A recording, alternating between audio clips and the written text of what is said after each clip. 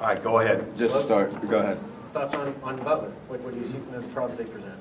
Well, I think there's no question the addition of Clark and Dunham makes you look at them as a team that has two great perimeter players. What we've spent a lot of time on in the last couple days is figuring out how to get through the screens they set, the good ones and the moving ones, and you know, try to figure out how you're going to navigate all those different angles they come from and the screens they set. But you know, I think again, you look at their record; they're off to a great start. The two losses they've had have been tough games, and they've had some big wins along the way. You know, the North Carolina game over in Maui, and so you know, the team he has this year reminds me of his teams he's had 3 or 4 years ago. How do you expect to integrate Jerkin and Perea into the system now? I think it'll just be a game feel. You know, and I think Coach has that in his mind of how they can be used. But you know, again, you know, a lot of guys get to have their first game be, you know, Coppin State, not Butler, and so I think it'll be a game feel to give you the best answer I can. Will this game kind of have a Big Ten feel? I mean, is Butler, you know, physical type presence where they're going to try to dictate to you maybe a little bit from a physicality standpoint? Well, there's no question they're a physical team. They use their hands, they use their legs in the post, you know, and so yeah, it will have a Big Ten feel to it.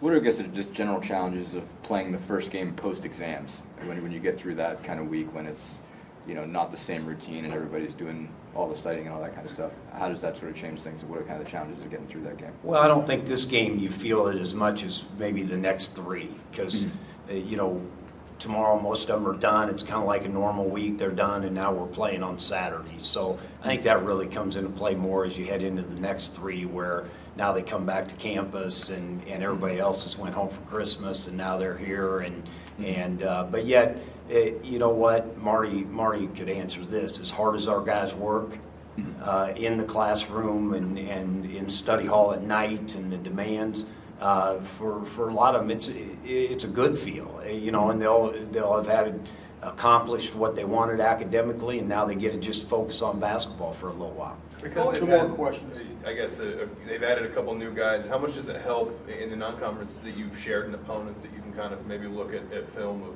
UNC from when they play them, when you play them? Does that help at all in preparation for this compared to maybe just a non-conference opponent where you don't have that element? You know, I wouldn't say I looked at that game any more than I looked at any other game they've played. You know, and so I think again, they've got a good basketball team. That's what you see when you watch on tape. They've got, you know, Marshall has been just a monster for them lately. You know, Smith's coming off his career high, or tying his career high at Northwestern. He had 8 offensive rebounds. You know, I think they're a team that's getting a good feel for themselves right now. With Jerkin and Perea, can you just talk about what kind of different dynamic does that bring to your team on the front line and their length and the different things they bring? Well, and again, Peter and Hunter are two separate guys in the sense that Peter brings length and a shot blocker. Hunter brings a shot blocker who can also step out on the perimeter and guard a perimeter player and bring that length to the perimeter for you also. So, you know, and they're both kids that can rebound at a high level on both ends of the court, and yet are both very skilled. So, you know, they bring a lot. And now, like I said, it just comes back to a feel of how much they can play in that game. Mike, last question. Going back to what Terry said, is there a way in practice that you can sort of simulate, you know, the rotations? You've been trying to do that over this time, or how do you go about trying to do that? You know what?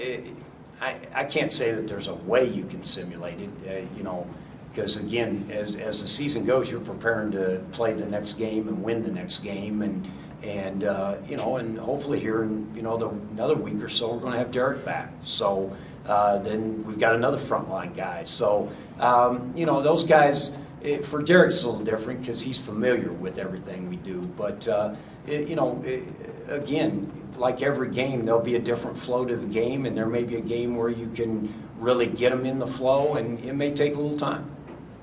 Thanks. Thanks, Steve. Thanks for hanging out.